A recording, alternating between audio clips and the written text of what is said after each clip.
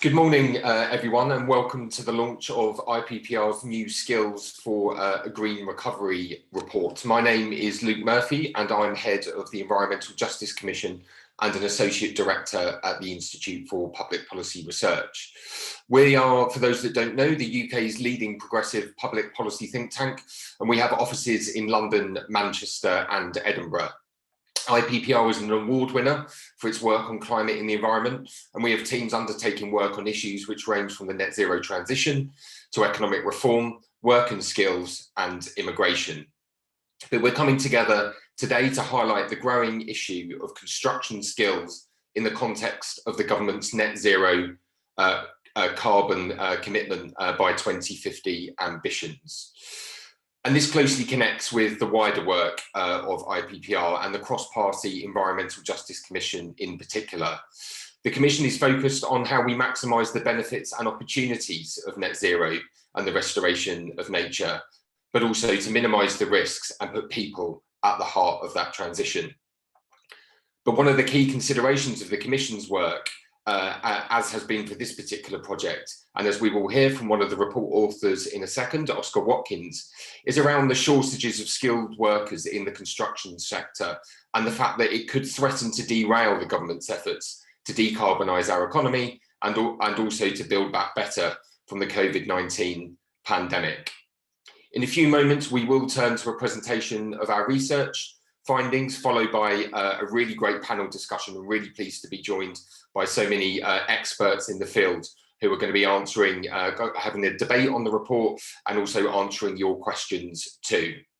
Just to say that the session will be running for an hour and a half, so it'll take us up till 11 o'clock. And as I said, there will be time towards the end for you to answer questions. And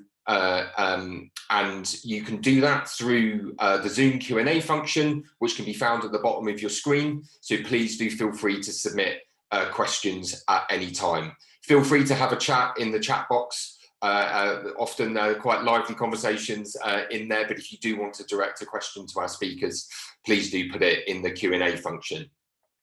For those that don't know, our Twitter hashtag for today's session is NetZero, and our handle is @IPPR. But I'm delighted today to be joined by our four panelists: Mark Farmer, Celia Carlisle, Marissa Luby, and Monica Lobo. So just brief introductions before I pass to Oscar. Mark Farmer is Chief Executive of CAST Consultancy and author of the 2016 Government Commissioned Farmer Review of the Construction Labour Model. Celia Carlisle is General Counsel at Tideway, with 20 years of experience in major infrastructure projects in both the public and private sector. Marissa Luby leads infrastructure policy at the Greater London Authority, working closely with London's utility networks. And Monica Lobo is the Skills and Employment Manager at Tideway and led Tideway's successful apprenticeship programme among a number of skills and employment initiatives.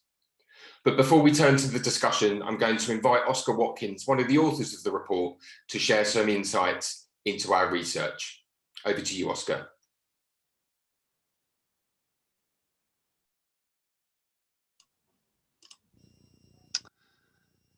Good morning, and thank you for joining us today. As Luke mentioned, my name is Oscar Watkins, and I am one of the authors of IPPR's new Skills for a Green Recovery report. I'm going to take you through the findings of our research and our recommendations to government and industry. And before I take you through the report in some detail, a few words on the context for this project. We conducted our research in the second half of last year, ahead of the publication of the Committee on Climate Change 6th Carbon Budget. And at the time, it was perhaps less clear what trajectory the COVID-19 pandemic would take in the UK. But what was clearer was that the current moment had shone a light on social injustices and unsustainable practices within the global economy and the economy of the United Kingdom. And as government began to slowly gesture towards its plans for delivering the 2050 zero carbon target, and as attention turned increasingly to recovery from the pandemic, calls have mounted for some sort of reset in the contract between society, the state, and the economy.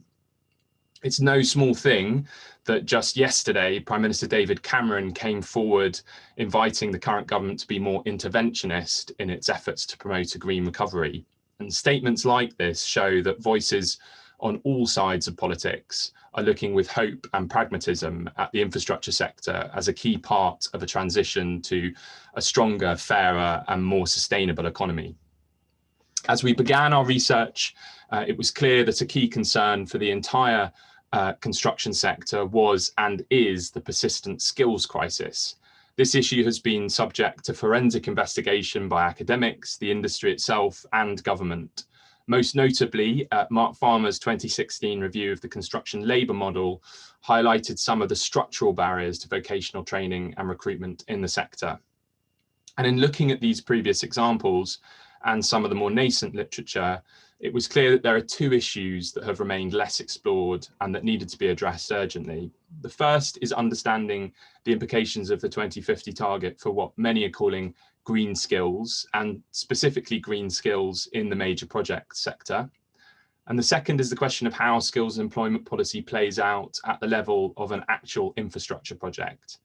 And this, we found, is so important for policymakers, business leaders, and politicians to understand. It's not until you speak to the likes of procurement experts, people delivering apprenticeships, and those driving diversity and inclusion in the construction workforce that you begin to see how the issues identified in the Farmer Review actually play out in practice.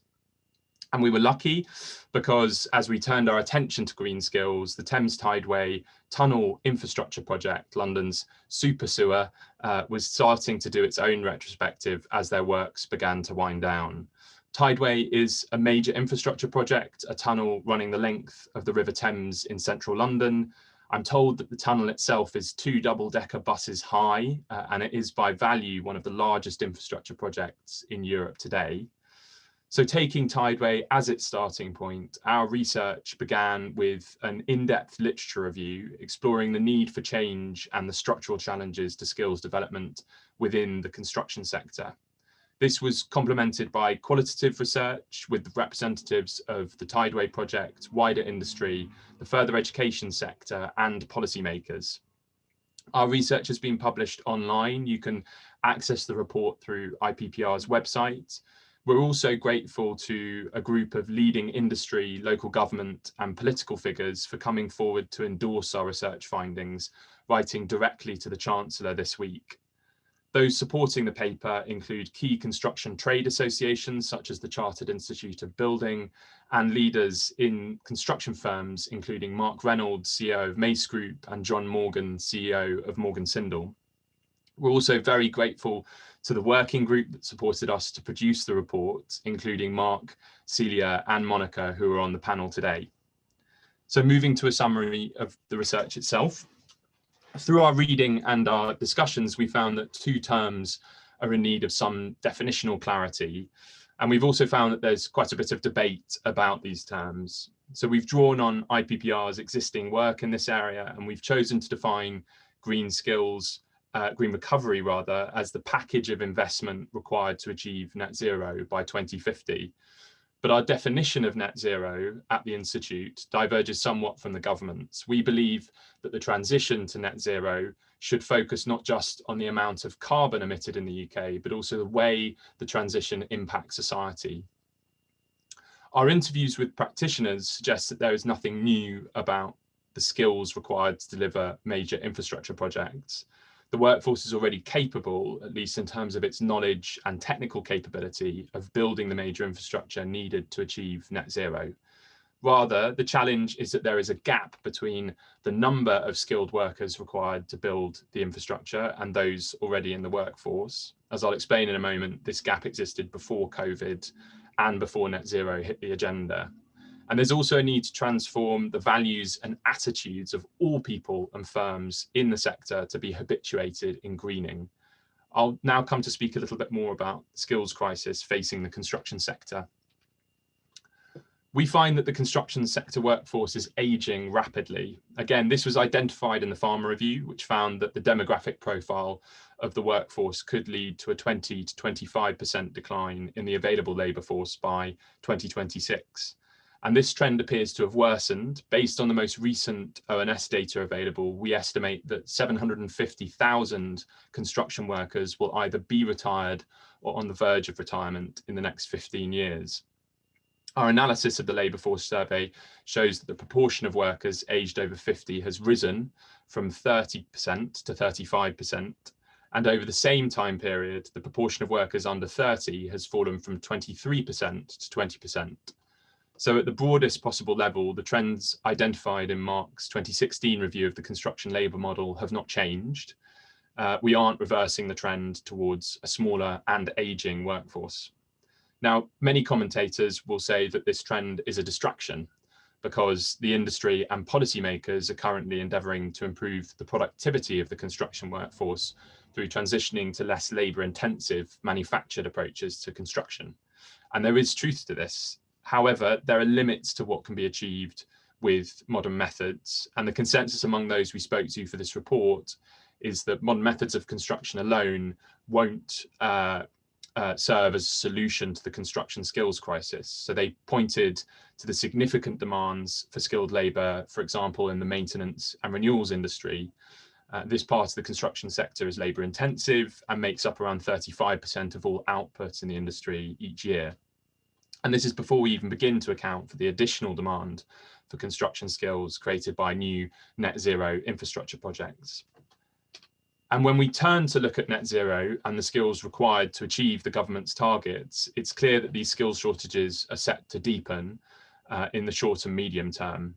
Before the publication of the 6th carbon budget, government had not set out its stall clearly on what projects it would bring forward in pursuit of net zero. It still has yet to respond to the Climate Change Committee's recommendations. However, the budget does give us a starting point, and some of the figures are staggering. You can see here in the chart on your screens just one example of this. I pulled this directly from the 6th carbon budget report. And here you can see the additional employment of skilled workers created by investment in low carbon heating and energy efficiency. And the Climate Change Committee predicts that this specific investment will create up to 200,000 new jobs in and of itself. And it's interesting here to point to the occupational groups: plumbers, labourers, project managers, scaffolders. These are trades that are being taught through apprenticeships and MVQs up and down the country already. So net zero is not rocket science. Of course, our research has dealt in particular with the major project sector, and the Committee on Climate Change's carbon budget suggests that the bulk of net zero investment will go towards transport and energy infrastructure. But not all of this will be major projects. However, there will be major projects in the mix. And again, we're still faced with some difficulty in projecting out future demand for construction skills in this part of the industry. And this is because the current national infrastructure pipeline simply isn't enough of a decision-making tool for businesses to act upon in training and recruiting new staff. So there's a lack of suitable incentives and information to drive training and employment at the firm level.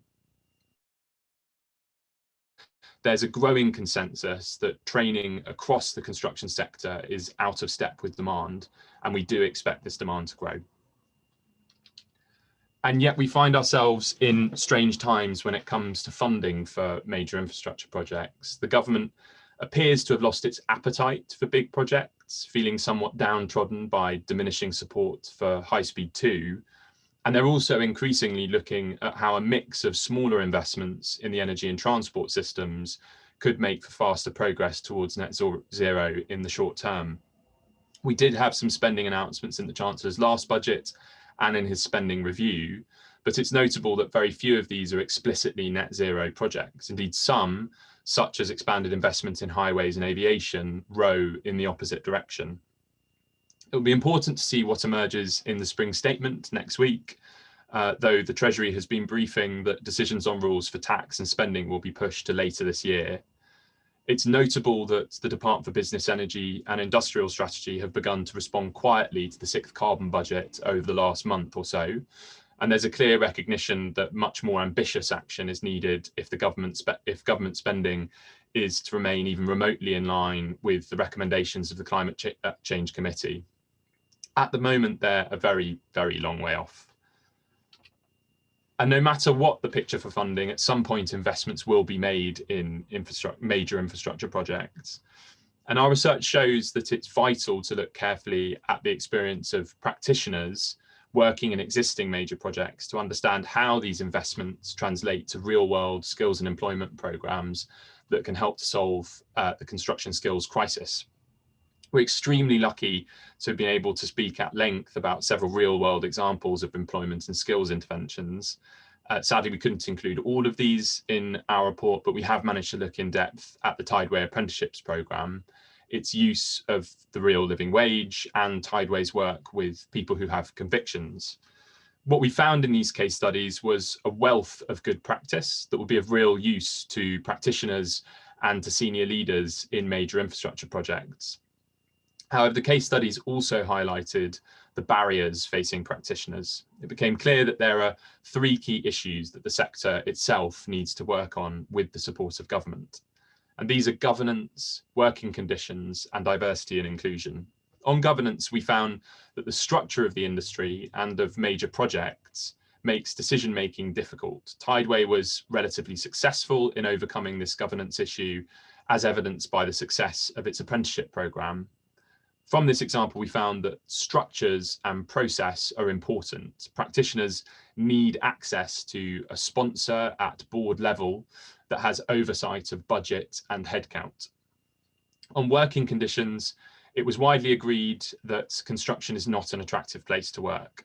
And in particular, we heard that insecurity of employment and issues with pay are putting people off from joining the industry. And Tideway has made huge headway on this issue as the first real living wage project of its kind, but more work needs to be done to make this the norm. On diversity and inclusion, we looked at Tideway's work with people who have convictions as a way of teasing out the tensions that arise when working with underrepresented groups. And we found that Tideway was overall successful in this initiative and delivered economic benefits to society as a result of their work. But we also found that it was extremely challenging, and part of the challenge is that money is not ring-fenced to deliver these programs. More broadly, we also found that there was support for firmer rules on workers' rights and pay in the sector, and a general consensus that the rules of the game on workers' rights should be set by government and not through voluntary efforts by industry.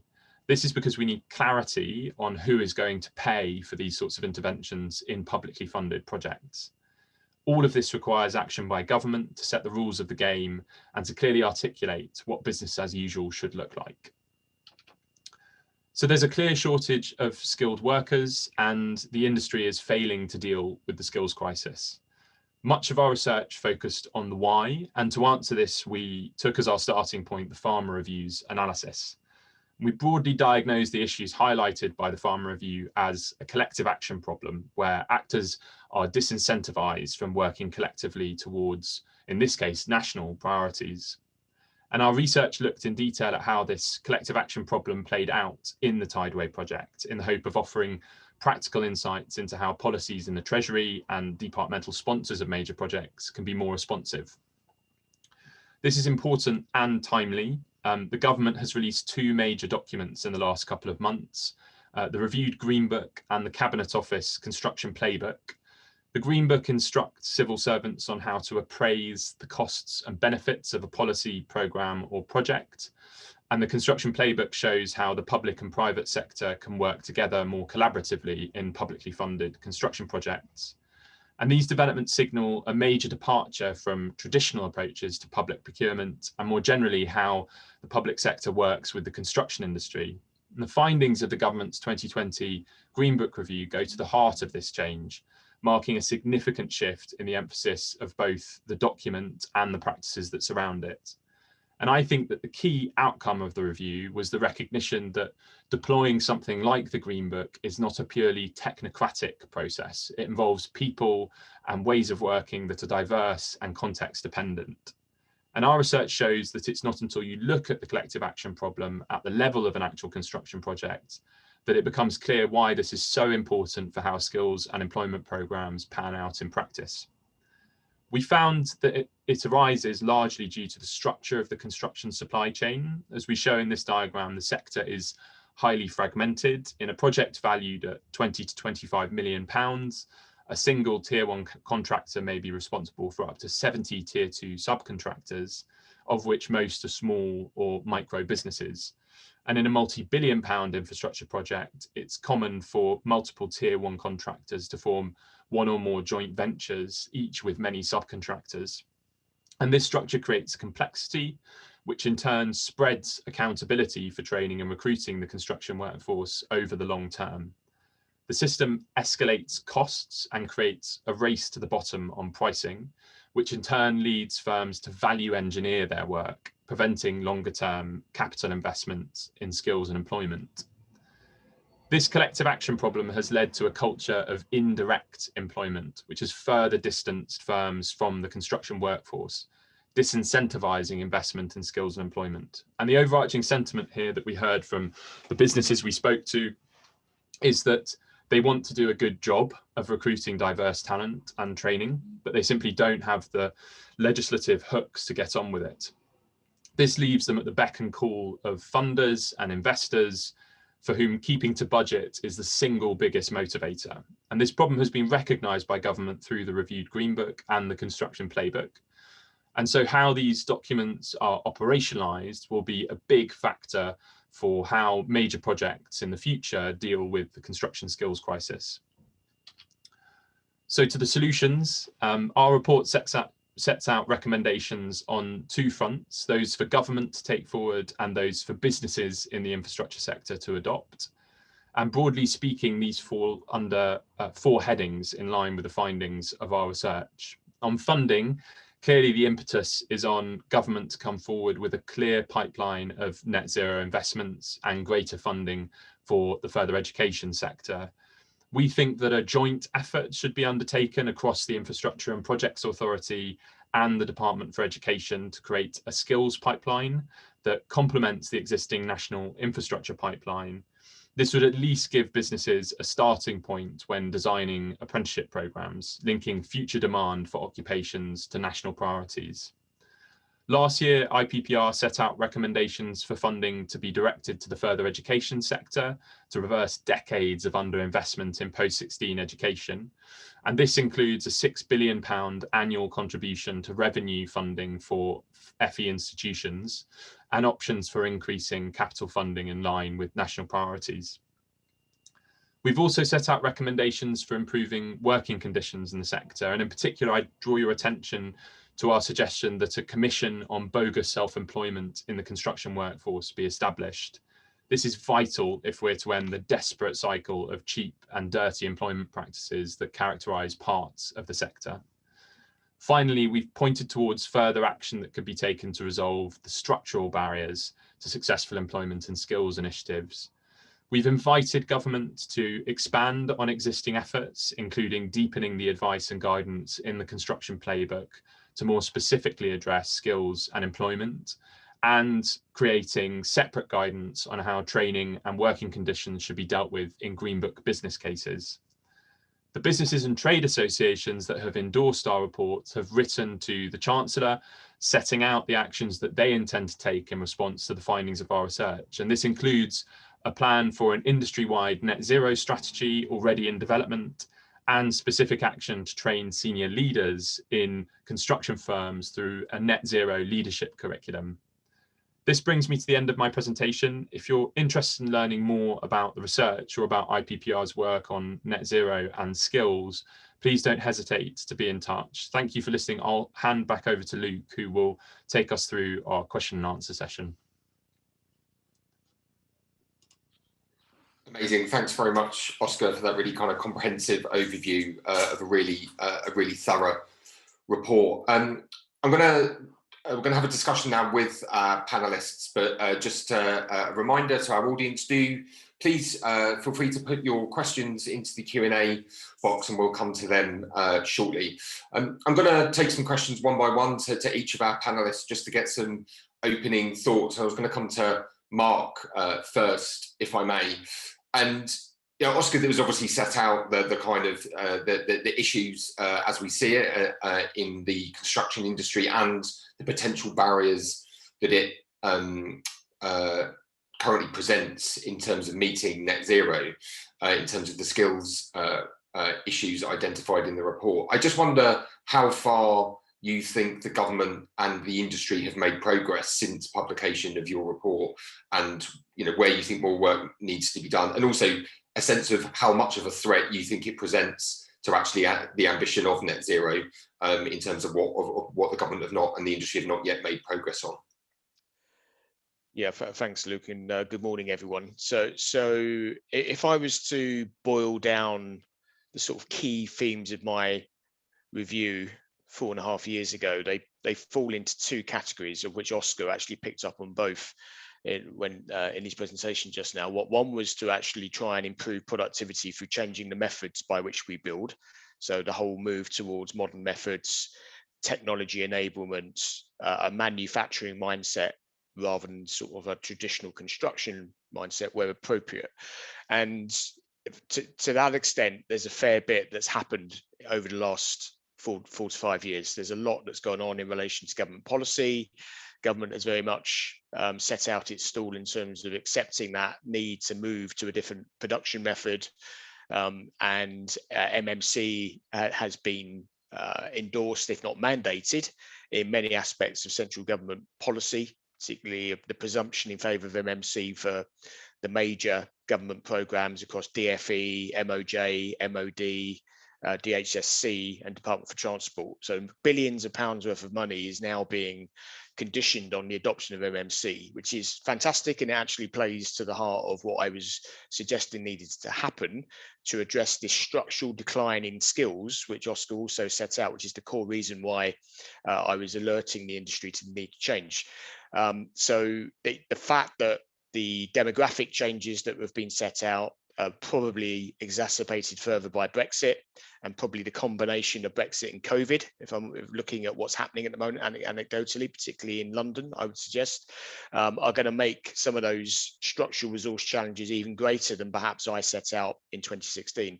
The bit, in answer to your question, the bit that probably hasn't, not as much progress has been made, and there's more to be done, is about the skills piece, because my two themes were about MMC, but then optimizing the workforce to deliver with new methods and actually alongside traditional methods as well, because we're not going to do everything through MMC. We need to do things traditionally. There's a massive repairs and maintenance piece, as Oscar said, around dealing with existing stock.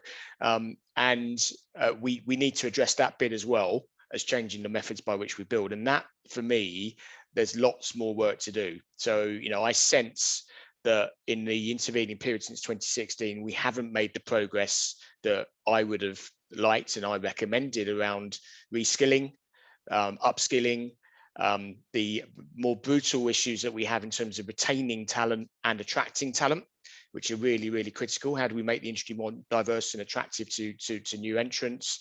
And some of that is absolutely fundamentally linked to things like how the HEFE sector is funded and supported. And again, it touches on things that Oscar was referencing around the need for more strategic thinking.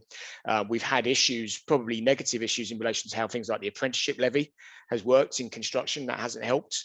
The CITB, I think, has really struggled despite its best efforts to gain the followership of the industry, and that hasn't helped. The need for the institutions to help our industry is critical. If I'm honest, the professional institutions haven't really got themselves into gear, by and large, in terms of reassessing the competencies needed for professionals, because a lot of this greening of infrastructure starts with how we design it. It's not actually the trade skills on site, it's actually how we're designing the infrastructure to deliver.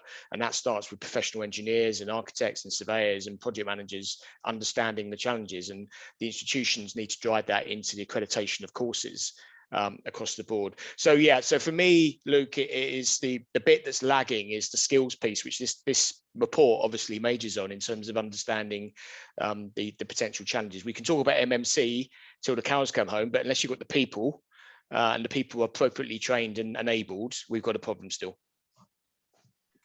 Thanks, Mark. I don't know whether it's too crude to ask you this, but the report that you published, obviously the title was Modernise or Die. Where do you think the industry is closest to, modernisation or the other unfortunate outcome that your report highlighted?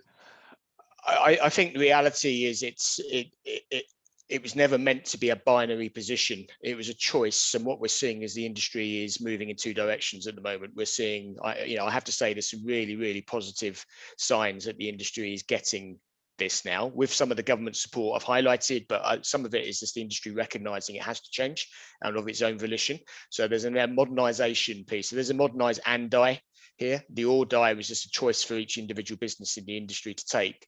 As an industry as a whole, we're seeing this sort of shifting sands of segments of the market realizing they've got to get with this and do things differently. It's still a massive way to go, as I've just referenced, particularly around the skills piece. And some of that is more institutional in terms of the ways in which the industry shaped itself to be pretty flexible and resilient, and it doesn't like to employ people directly. It likes the idea of self-employment. IR35 and some of the structures that we operate don't help. They actually actively promote that kind of transient labour model, which doesn't help. But yeah, there's definitely a sort of two-way sort of shift in thinking here. Some people sitting tight, not changing, hunkering down for what could be difficult times ahead, and other people leading change in the industry. Fantastic. Thanks very much, Mark.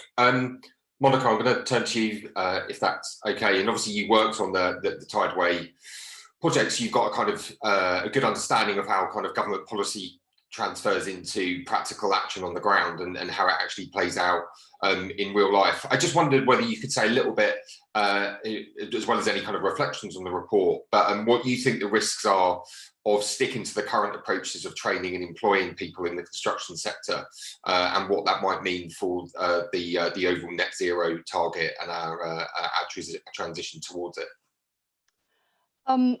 I think the main risk, and good morning, everyone, first of all, but it's a good question. And I think the main risk is what the report alludes to. Can we reach net zero if we don't have the people? It starts and ends with the people, as I think someone in the report says. If we don't have the workforce ready to deliver on net zero, and as Mark mentioned, having at all areas of from design to the delivery, having that understanding, we can't really achieve it. I'm going to give you, I think I'm going to illustrate the what's been mentioned as the lack of collective action and what, in my opinion, that means. So this is what it is now. Tideway had lots of success stories. I'm going to mention one that I think is a really huge success and tell you why I don't think it's enough at all. We delivered on the first ever cohort of Tideway operative apprentices. It was a new standard. It was meant to attract new talent to a really tight community that's aging. So we know that there's lots of talent happening everywhere. There's an aging workforce there, and the apprenticeship was a way of bringing that new talent on board. It was a huge collaborative work between us as a client, our labor-only subcontractors, the main contractors, and we worked with others as well. Tunnel Skills was hugely important. We delivered. It was a huge success. I can be proud that we managed to do that, but we've done that with quite a bit of difficulty. We had to spend a lot of time in aligning strategies, in trying to really reduce the tension between that what was needed for the project. Let's consider that short term. The project needed to be delivered on time. The contractors and subcontractors want to have a profit. The margins are low, and thinking about something that's long term. In the future, we might need this workforce. There's a tension there. So we worked very hard to reduce that tension, and I give it as an example of a lack of collective action, because we don't have, as an industry, although we're making steps, I believe, in those as industry, we can't say, well, these are our priorities. So whatever we're doing, whatever project, we can all contribute towards that. So although I can say we're really proud, we made a difference, the reality was we're a drop in the ocean. We can't, no single firm can do anything by themselves. We won't go far enough. And I think Oscar illustrated that very well with the graph that shows the workforce and the difference between when Mark published his report and where we are now. There's lots of great examples of individual firms doing great things in terms of recruitment and development of people, but we're doing this individually and not in a coordinated way, and that's simply not enough. And now we have this big challenge, and what we need is work together, really, and align our strategies. Thanks very much. I suppose just a follow-up question is whether you think government's listening and it's kind of taking these points on board. I mean, I think you make a very kind of clear point, and it comes through in the report as well, that while there's kind of individual examples of good practice, as you said, you know, that doesn't make the whole and won't address the challenge. Do you feel like these issues are being heard and addressed? Obviously, the government have set up its broader kind of Green Jobs Task Force. Is that the area where you're kind of focusing and others are focusing efforts? Do you think these concerns are being heard? Well, I do think there's positive movement, and the construction TLC is doing quite a lot in the area and working with the government in a really positive way. I don't know if it's enough or not. I think that the report still shows gaps. And I think in the middle of all of this, what I'd like to see more, it's the people piece. If the pandemic shows anything, was very huge inequalities and issues in society, which the government do want to solve, and you have that here. And then you have this investment in infrastructure and construction, which is good. It's great. It might be one of the first areas of industries to recover from the pandemic, I hope, with this support, but it's not coordinated. So I think it is listening. I think the question is it coordinating themselves, those efforts, to make a real impact? And I don't know the answer yet. Hopefully they'll take on board the report. Hopefully so. Well, we'll certainly be working very hard to make sure they do, as you might expect. I'm just going to come to Marissa next, if I may. Obviously, Marissa, you work at the Greater London Authority, where there's a target for London to meet net zero by 2035. I just wondered whether you could say a bit about how you're approaching the issue of green skills at the GLA at the moment, and what you see your role is in this agenda, and also kind of any ongoing conversations with government, and also indeed with businesses in the sector as well. Thanks. And if I turn my camera off, I'm sorry, I've been dropping in and out of reception. But I think I'll start by, the Mayor set up a London Recovery Board, and it's jointly led with London councils.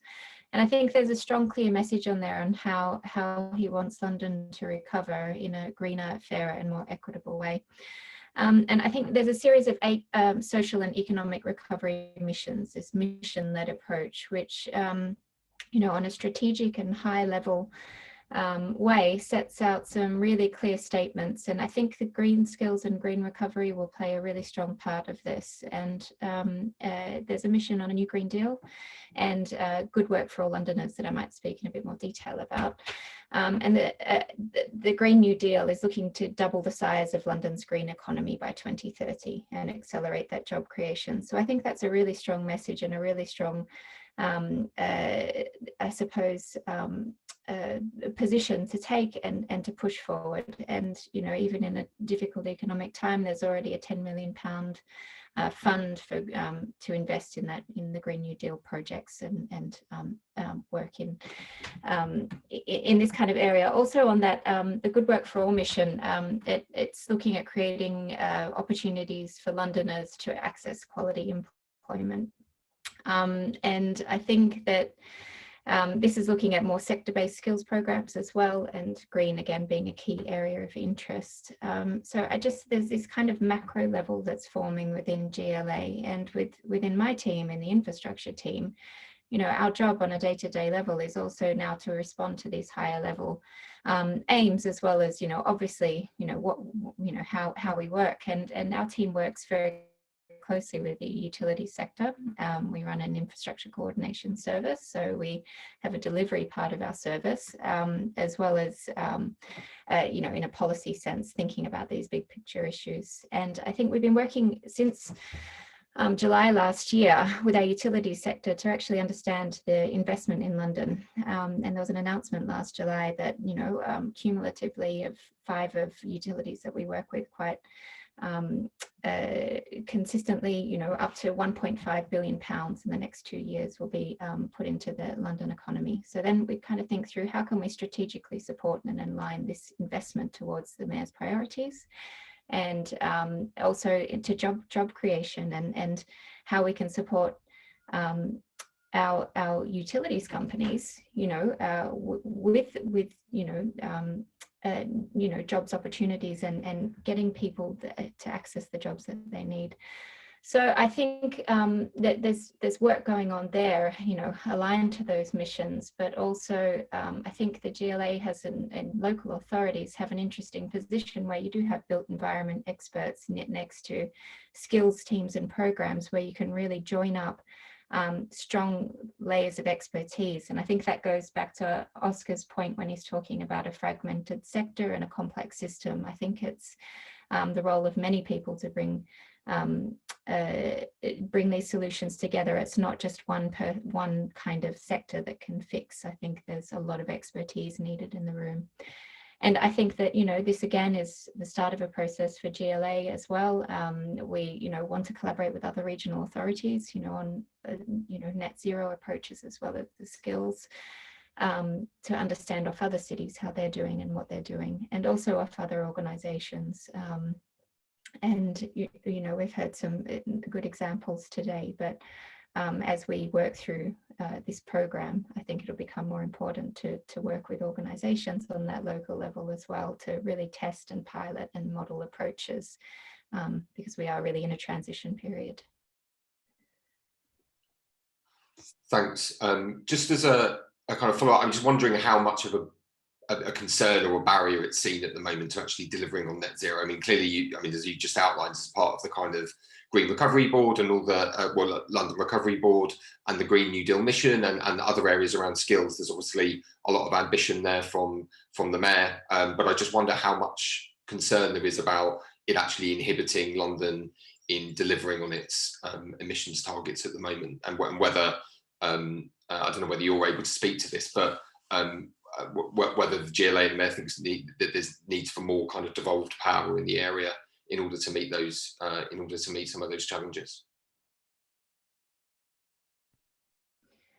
Probably not directly speaking on devolved power, or I suppose how much worry there is, but I think I suppose it's a more shift in the right direction, and I think the ambition is important. You know, we obviously exist within a wider 2050 target, but to have an accelerated ambition and a willingness to test and pilot solutions, I think is a positive approach, and one that we're all working towards. I think that's, you know, I suppose a way to lead and to push forward without you know, being able to with working within the remit with which we have. Great, thanks very much. Celia, if I can come to you next. One of the things that featured in the report was obviously the role that procurement can play in supporting a kind of more resilient skills system. And I just wondered what the role of procurement, as you see it, can be actually in tackling some of these challenges, and what you think the barriers are at the moment to training, employing a green construction workforce that exists in both the public and private sector procurement.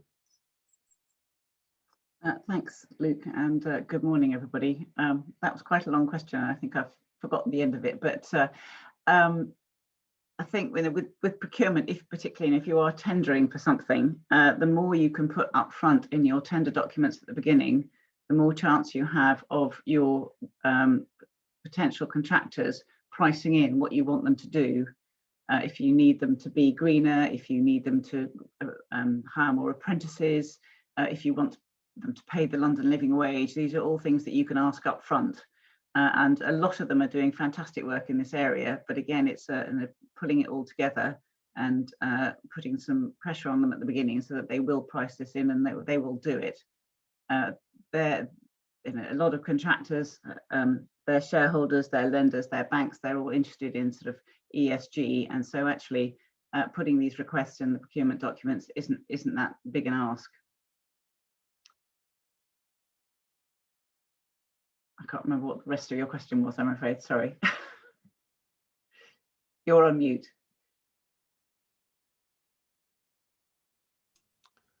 Luke, you're on mute. Sorry, the classic leaving myself on mute. Always happens at least once during an event. It was just really about the role that the procurement can play in addressing this crisis. So I think you've answered it. Again, you need to sort it out at the beginning, and we're very lucky at Tideway. We're a very flat organisation. I sit on the part of the executive management team, but access to the top is important so that you can put all these things in place and have the backing of your board.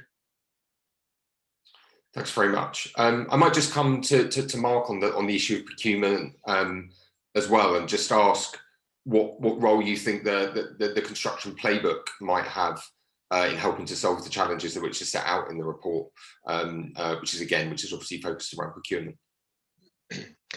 Yeah, so I think the playbook should, if it's operationalized correctly, be an enabler. So, what's interesting about the playbook is that there's actually not that many specific direct references to skills. I think this is picked up in your report in terms of the fact that it's more about the process of how government's going to act as a client, which then enables the changes downstream, many of which we're talking about here around skills reform. So I'm very clear that the playbook is a really, it should be an important milestone in terms of reforming how government procures construction projects. So I think there is a debate at the moment. It's focused on the central government departments. I think there's a wider debate as to how you drive that into beyond the central government program, including regulated industries such as utilities and major infrastructure, airports, things like that, nuclear program. There's a whole series of things that actually this needs to touch, and as well the whole area of local government. And I think what Celia has just picked up on is the critical thing for me. So much of this starts with how you set the job up and how you procure it, how you set the rules of the game, both public and private procurement. And in my experience, you can talk about the theory, you can set out the ambitions, but unless you drive it from the client side of things and the client dictating what needs to happen, so much of it just falls away, because the industry really struggles to reform itself from within if you're just asking the industry to do the same thing again and again, which will default back to lowest price, the idea of being flexible, not investing in R&D, process improvement, importantly not investing in human capital, which is the crux of this discussion. And that's not coincidental. That is for a reason. The industry operates in a way in which the client body, whether it's government or whether it's private clients or anyone in between, has forced it into that kind of approach. So we need to respect the sort of environment, the ecosystem, if you like, that the industry is working in. But coming back to the playbook, if we can do some of the things that are set out there, which importantly include things like really being strategic on the programs of work that are coming forward, joining the dots on that so we can give the industry some certainty on demand, you start to change the behaviors around investment, because contractors and the supply chain can see consistency of workload that then get them to think differently about how they're going to invest in their workforce, how they're going to change their methods, move to MMC technology, etc. But for me, the big unknown is how are we going to get this physically working in reality, and how in turn we're going to actually retrain, re-educate the procurers. Because that, for me, is where this skills crisis starts, with re-educating the procurers before you even get to the world of the technical and the vocational elements of how we physically deliver on site. The idea of social value, which is referred to also in the playbook, is not a new one. we've had a social value act since 2012. My honest experience of it in public sector is it's been a tick box exercise, hasn't really been played out in real terms. So it needs client leadership from C-suite level or senior executive level, combined with a real good understanding of how you do holistic outcome-based procurement. Which, if you do that right, then you'll achieve many of the things that we're trying to do here around reskilling the workforce, creating proper sustainable legacy around employment and training and skills, impact on local communities, etc. So the playbook is great in theory. For me, it's about how do we make that come to life? And the playbook sits there alongside, as we've already heard, the Green Book review that was published last year. There's also a green paper on public procurement, which is sort of post-OJU world of how we're going to procure in public. And I'm expecting to see a public procurement policy statement come out of that, which will give us guidance. But we need to make the words come to reality, because if we drive that into the industry from a client purchasing behavior, then we drive the outcomes, which will include a better skills environment. Fantastic, thanks, Mark. And we've got some great questions coming in to the Q&A, but I just got a couple of other questions to the panel before I move to them, and I might just ask a question in particular to Celia on the work about the work that Tideway did with people who have convictions, which is something that we actually cover in the report. And obviously, this is a really good example, also as we profile in the report, of how businesses can be more inclusive in the workplace, but it also shows the kind of lengths that companies have to go to in order to remain accessible and to work with the justice system. I just wondered for any of the employers, other employers that might be listening to the webinar today, whether and might be interested in learning more, whether you could say a little bit more about how you go about, how you went about doing that, and is there any read across to wider issues of inclusion in the workplace as well? Thanks, Luke.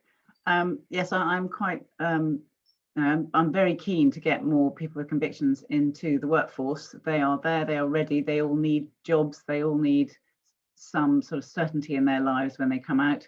Obviously, in a time of COVID, it's slightly harder. We got quite a lot of our workforce through the day release license, it's called ROTL, which has rather snapped shut during COVID because they didn't want to day release prisoners into sort of COVID world and then have them coming back. But which is good for the prisoner because they get a chance to understand what work is like, and good for you, the employer, because you get to see how the prisoner is sort of going to respond to work in when they are released. But there's still people, prisoners being released every day. They all need jobs. There are various charities that can help you find the right person for you. One thing that is incredibly useful is go into a prison and tell them about your project, tell them about your company. You can speak to them on prison radio and you'll get lots of applications that way. They do, as I said, need support. One of the important things is they come out of jail and they need housing. The government have just put some more money into bail hostels, but they aren't great places for them to go to. They need to, the government needs to do something more about making them slightly more attractive. They do things like have drug raids in the middle of the night to check that people in bail are not on drugs, but that doesn't really help if you've actually got a job and you've got to get up at 5 to go and start a construction shift somewhere. To be woken up at 3 in the morning isn't terribly helpful. The other thing that the government have put some more money into, and I don't know quite how that's going to work, is have prison coaches, which I think is a great idea. That's not the transport, that's a person who can work with someone who's being released to provide them with a bit more support. We found that most people with convictions needed some sort of buddy when they came out of jail, someone that they could talk to, and so we had some fantastic people within Tideway and along our supply chain who stood up and were buddying with some of the ex-offenders, and that worked really well. Again, in our procurement, we put in the procurement that we wanted 1 in 100 of the workforce to be a person with conviction. Again, what gets measured, what gets done. So people had to step up to try and do this, and by and large, they managed to meet their targets. So we're really pleased. But Tideway disappears in a few years. We really hope that other people will take the baton on. I've seen some comments about high speed too in the chat, but we're happy to talk to anyone about our experiences, and if we can help get more of you interested, let me know. Fantastic, thanks, Celia. And on that point of inclusion as well, I just wanted to ask Marissa about the work that the GLA have been doing with utility companies and other providers of infrastructure on the issue of diversity and inclusion as well. It'd just be interesting to know about why it's a priority for the GLA and what you think the role of local government is in making the construction workforce more inclusive, because I think, as our report highlights, it's not necessarily the most diverse workforce at the moment, and obviously these strategies around inclusion are really important.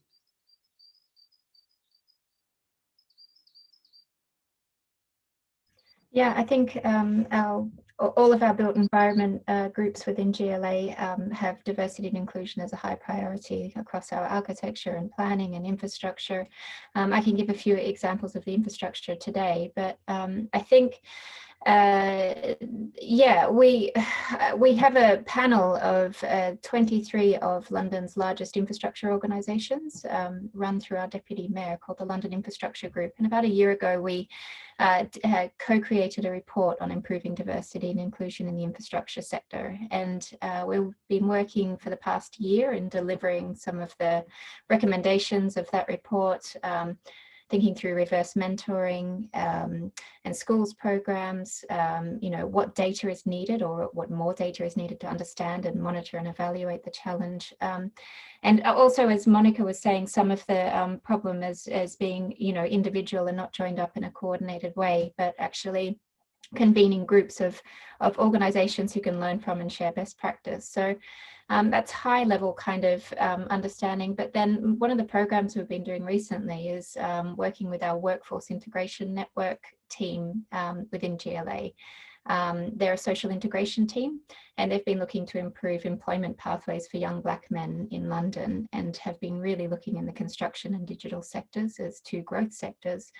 But also understanding that 1 in 5 of London's young men is Black, but they have one of the highest unemployment rates in the city. So it's at 33%, which is pretty much double than white men of that age group in the city. So I think that, by understanding data and statistics, we can some of our teams are thinking through how can sectors actually help. So they're running a design lab program over a year. They've given consultancy support to 11 companies, and there's a lot of infrastructure and construction focus. These are the companies that are on the panel to design innovative solutions to workforce representation. They're looking at skills, they're looking at procurement, they're looking at job retention. So I think that over this next year, there's a really interesting opportunity to think through some of the issues we've been speaking about today, and testing solutions with companies. And I'll be following that program closely to then take back those learnings to the wider group as well. So I think, and this is, back to this role of what local authorities can do. I think that, as I said, joining up different skills programs with professional bodies and testing solutions at that local level, hopefully we can maybe pull some learnings together for a wider audience. They've also put out an inclusive employers toolkit that can help support companies. So yeah, I think this coordinating and convening role is something that maybe we can look at, and I think that goes across GLA, and diversity and inclusion is one of those key issues for us. That's great, thanks, Marissa. It's really interesting, both sides of two different kind of accounts really of ways to kind of tackle to make recruitment and skills more inclusive. I'm going to turn to some of our audience's questions now. I'm going to pick on the speaker that I think might best be able to answer the question, but if other panelists would also like to come in off the back of that, please do just indicate to me, and I'll come to you as well. I think the first one, I was going to come to Monica, if I may, is from Teresa Frith from the Association of Colleges. And Teresa's asked how the panel suggests we can overcome the suggested mismatch between skills being delivered within FE and the skills needed, particularly in determining who in the construction sector colleges should be listening to in terms of what they should be delivering. She says that colleges need to deliver training that will lead to work and progression at the end of training, not in the longer term. Monica, any thoughts? Thank you for the question. I think I'm going to revert to something I've said already. To have a way forward, I do think the industry needs to have a strategy and a clear priority in terms of where we're going forward. If we're using net zero, okay, we want to achieve net zero by 2050. Let's make a plan. Let's have a strategy. And within that, have priorities and see where the gaps are that we need to address now in terms of our workforce. If we have that and have that commonality in which we're going to work together, we can have useful conversations with the further education sector, which itself probably needs, and I know there's been efforts, and I've spoke with people in ways, we also need that coordination as well in terms of having how we can work together. I don't think it's set up now. There might be some indicators, but I would think that would be the way forward.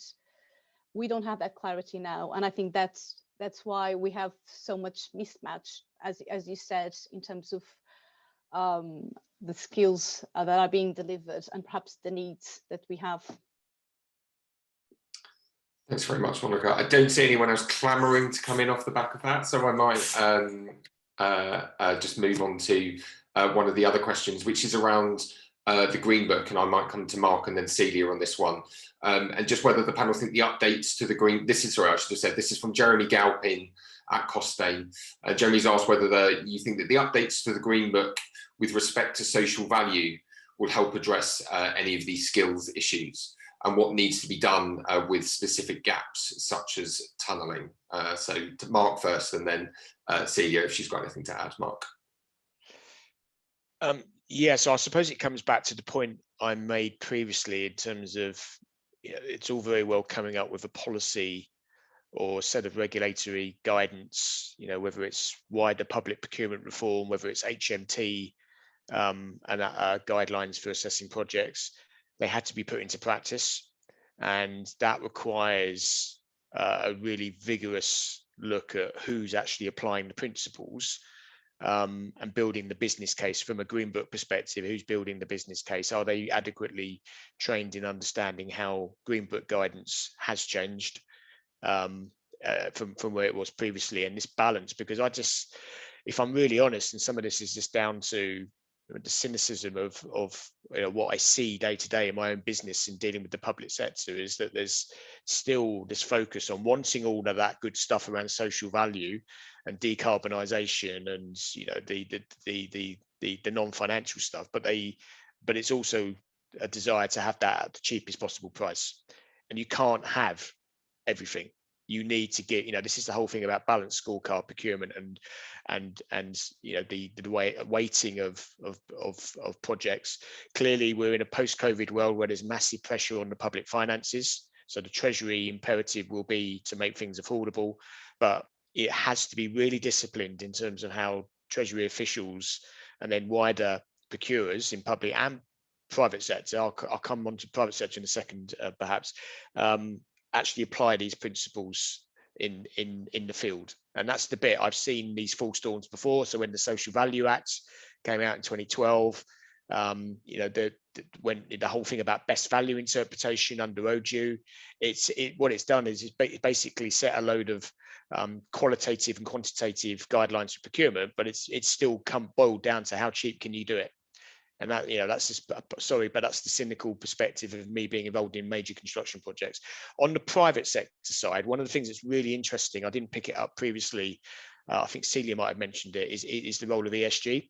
So I'm seeing, beyond government regulation and guidance, I'm seeing an increasing importance of private investors actually making a stand here and deciding that they're going to do things around ESG screening of their future investments that actually are going to drive change anyway. So this morning, before I came on this call, I was actually helping a major investor in the residential sector, so not in major infrastructure, but in a still a very important sector in terms of inward investment, to write an ESG policy. And I was quite surprised by how vociferous they are, that they're not going to invest in certain things, whether it's decarbonisation, the level of decarbonisation under the E, but under the governance side and the social side, the S and the G, there's some real things they're saying, actually, no, we're not going to invest in projects unless they're ethically sourced, unless there's protections against modern slavery, and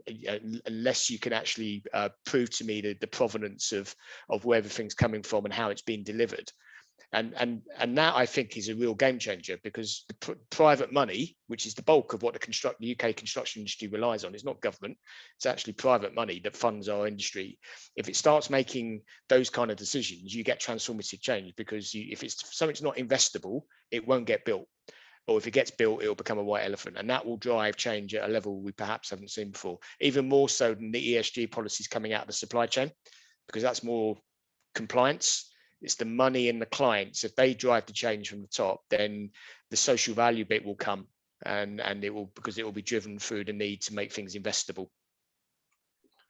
Thanks, Mark. Before I'm going to come to Celia in 1 second, but I just wanted to pick up on something that someone's added in the chat, just around, slightly jumping back to the previous conversation around procurement, and although you've touched on it there, which is about non-conformance. And Jean's made the point in the chat that actually it's all very well kind of setting out clear procurement, but we also need to have kind of robust measures in place for non-conformance. I just wondered whether that's something that you, whether you shared that concern. Yeah, absolutely. So I think, this is about consequences.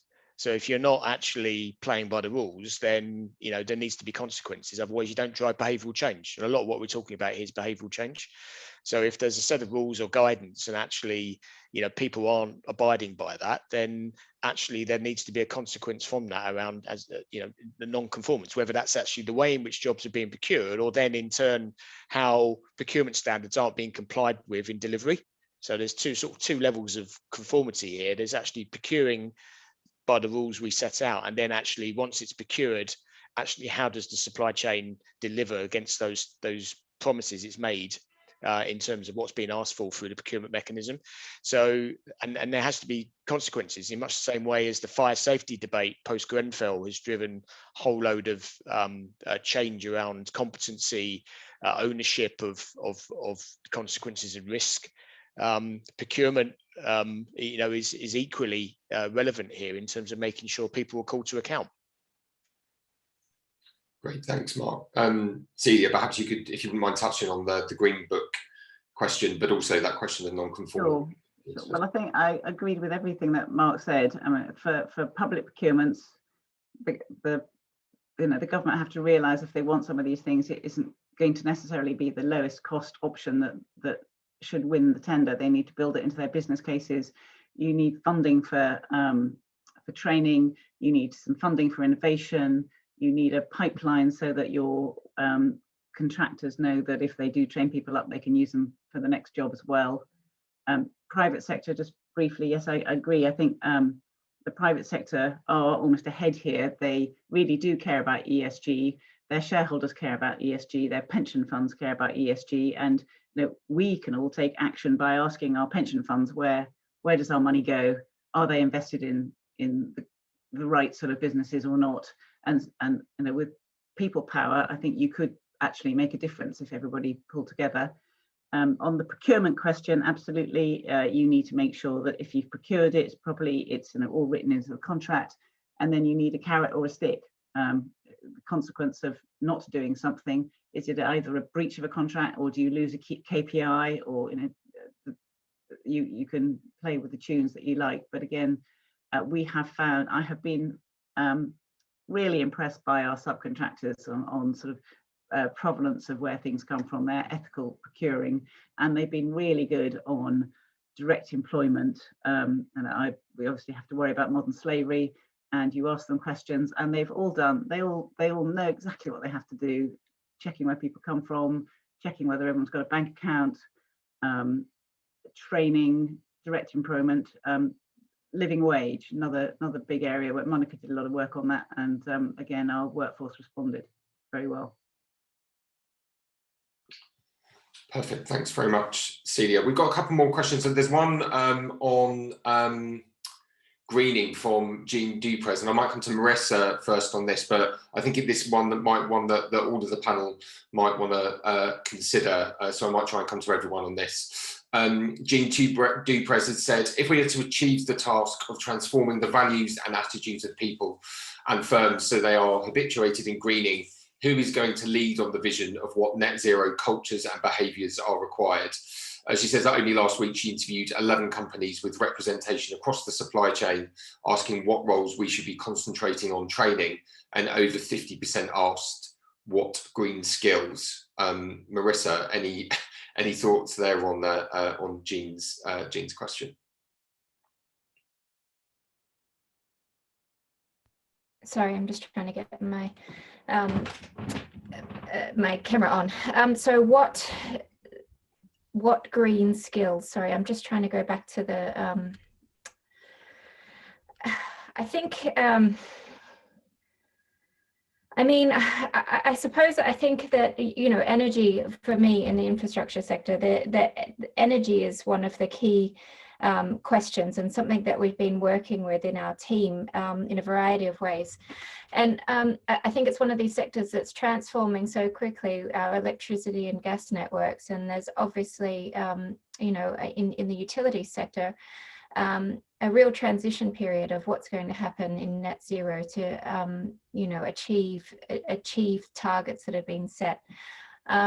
And I think, you know, in-house we've even been discussing how, you know, how, and I think Mark just alluded to it as well, how, you know, the public sector has the skills and knowledge to help also shape and strategically think about, you know, what our role is within this in the city, and having the technical expertise to back us to enable to do that. So sometimes our team has to work on, you know, reviews of consultation to regulation in terms of what we think should be in a future energy system and future energy model, which sometimes goes beyond the capacity of the policy officer within government. So how do we, even within our own teams, have the skills needed in this transition?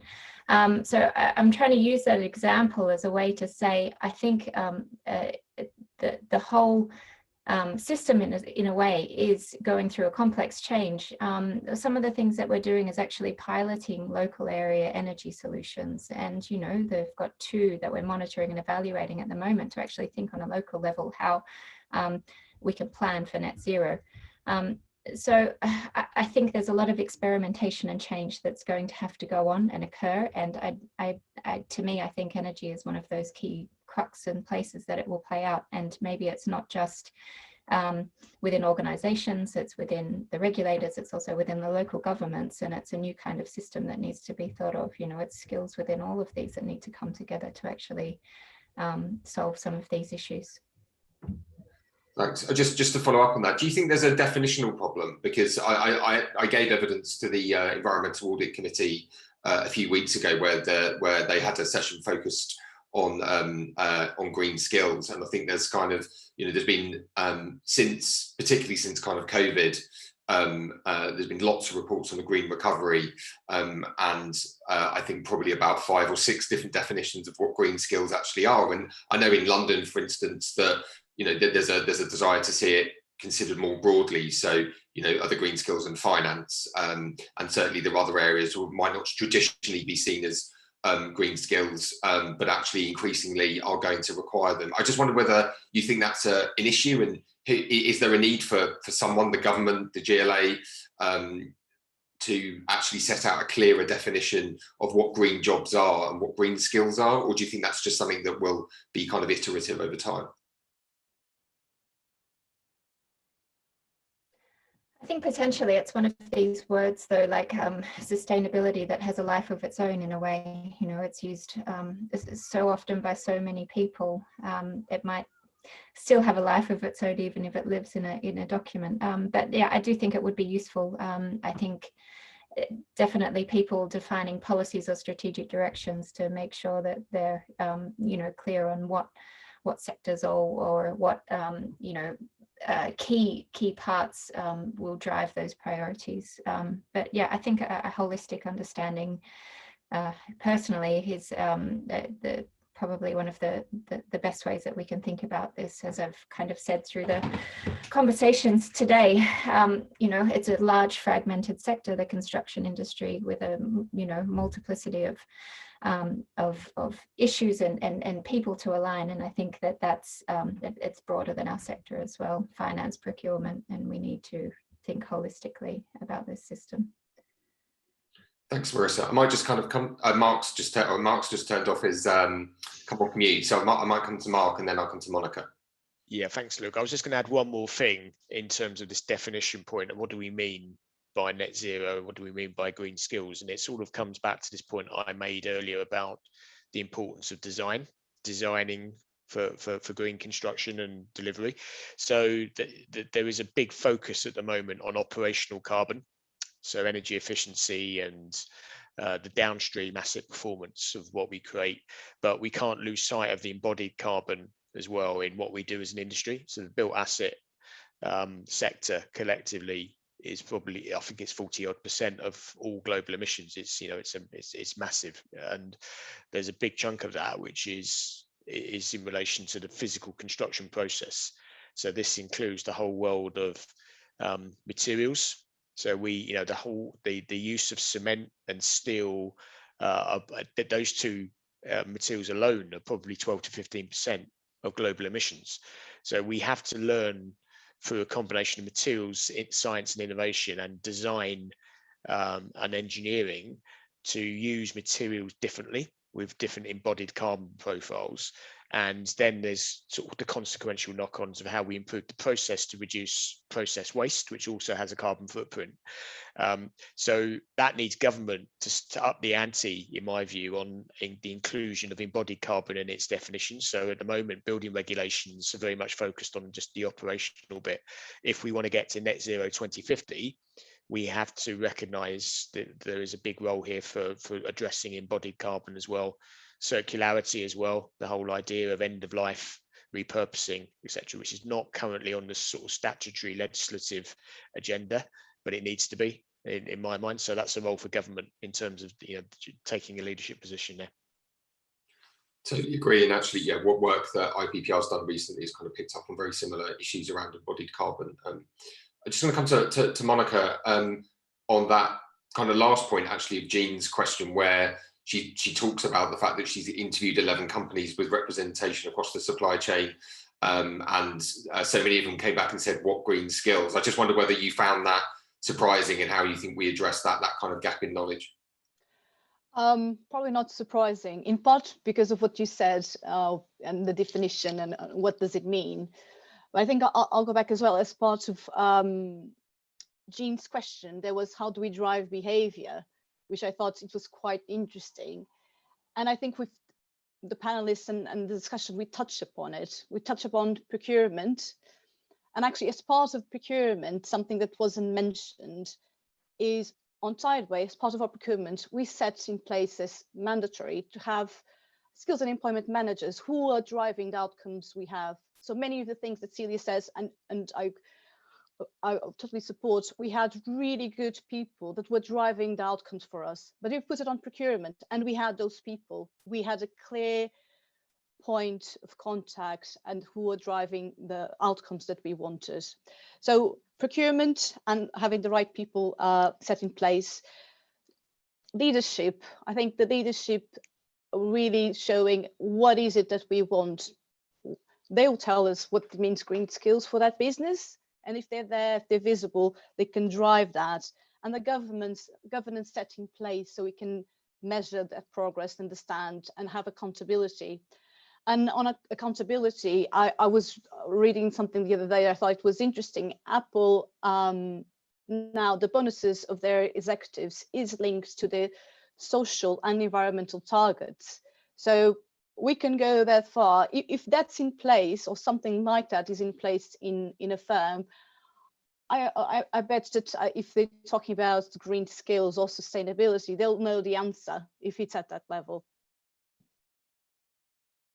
Thanks very much, Monica. Celia, I just wondered whether you wanted to add anything to that particular question around behaviours in particular.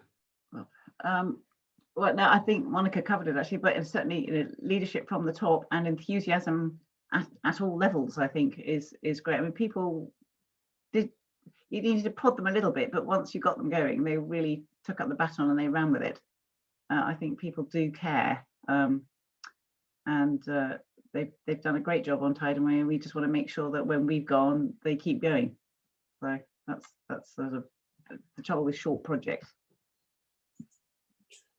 Fantastic, thanks, Celia. I'm going to come to ask the panelists to maybe provide some just closing remarks, and in particular, maybe just in conclusion, to talk about maybe the one or two things they think the industry and government need to do in particular to tackle the skills challenge in the construction sector. So what are the big takeaways you think, either from the report and the recommendations, you'd like people to go away and think about after this? But I noticed there was one question kind of coming very back to the very beginning, and some of the comments that Mark made earlier from Kevin McLaughlin. So I might, obviously anyone's welcome to come in, but this might be more specific to Mark. And the question is from Kevin: why do tier one contractors allow their supply chains to employ nobody, yet divert them through umbrellas and agencies, avoiding any commitment to continuous employment and the responsibility of training and reinvestment in skills? Obviously, not all companies and supply chains carry out these practices, but if the majors really are on side, why allow these practices? Indeed. Well, I think it goes to the heart of some of the comments I made earlier about the way in which the industry has evolved and shaped itself. So the way in which main contractors work, and it's dramatically changed over the last 40 odd years, is all about being pretty flexible, fleet of foot, resilient. The resiliency of the industry is the key thing that's driven its shape and structure because of the cyclicality of workload.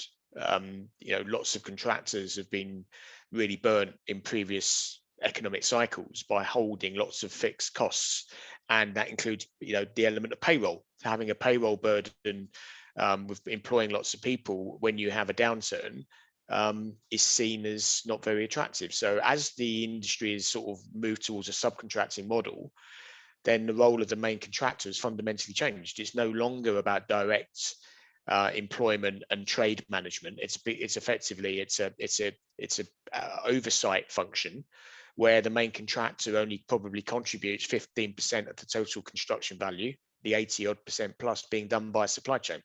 And in turn, that has cascaded down. It doesn't stop at the subcontractors. The subcontractors then subcontract it out, and then so on and so forth. It goes down. There's this constant layering of devolving responsibility for employment. And that is basically the way in which the industry has evolved itself in response to those economic, environmental factors, the way in which employment law, to be honest, going back to IR35 and stuff like that, has basically, it hasn't helped around it. It's effectively promoted or false self-employment, intermediaries, umbrella companies, all the things we know that are just, in that supply chain are not helping. They're all non-value add. And so the industry has shaped itself to suit, and that is clearly a very fragile model, as the likes of the Carillion insolvency showcased some years ago.